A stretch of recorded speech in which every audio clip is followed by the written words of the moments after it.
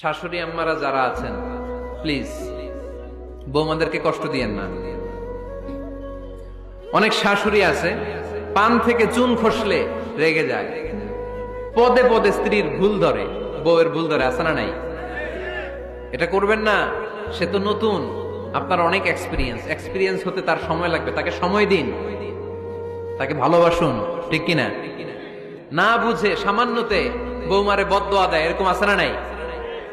কিন্তু বুঝতে চায় না বৌমারে যদি বদদোয়া দেয় তাহলে তার নিজ ছেলের পরিবারের ক্ষতি, পেটে ধরা যে ছেলে, ছেলের পরিবারের কিন্তু ক্ষতি, তার আপন নাতি নাতনিদেরই ক্ষতি। আওয়াজ করে বলেন ঠিক কিনা?